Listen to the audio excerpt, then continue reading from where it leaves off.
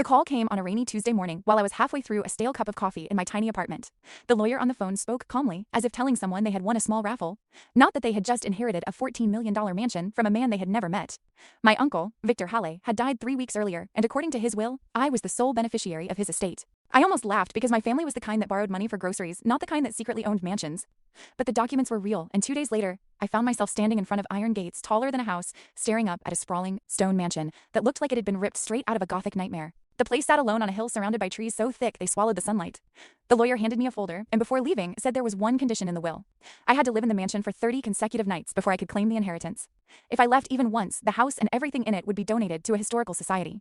It sounded strange, but manageable, until I opened the folder and saw the second page. Written in my uncle's shaky handwriting, it said there was one rule I must never break no matter what happened. Never open the door at the end of the third-floor hallway after midnight. That was it. No explanation, no reason, just a warning written 3 times in capital letters.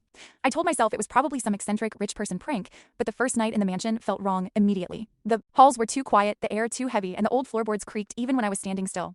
Every room was filled with antique furniture and strange portraits that seemed to follow me with their eyes. On the third night, I heard the first sound. A soft, dragging noise from somewhere above me, like someone slowly pulling something across the floor. I checked every room on the second floor, but found nothing. The sound stopped the moment I reached the stairs. The next night, it happened again, except this time I was certain it came from the third floor. I remembered the rule, but curiosity gnawed at me. I climbed halfway up the staircase before stopping myself. The hallway above was dark, except for a single door at the very end, barely visible in the dim light. The dragging sound stopped again, as if whatever was making it knew I was listening. Over the next 2 weeks, the house seemed to come alive after midnight.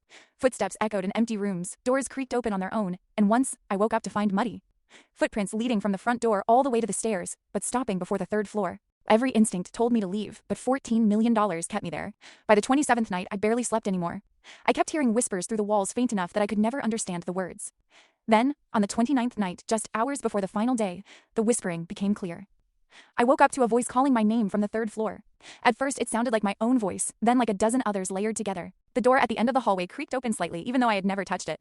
Cold air spilled down the stairs, carrying that same dragging sound closer and closer. I stood frozen at the bottom step, remembering the warning written 3 times in my uncle's will. Never open the door after midnight. But the door was already opening by itself, and from the darkness behind it, something slowly stepped into the hallway as if it had been, waiting 30 nights for someone to finally inherit the house.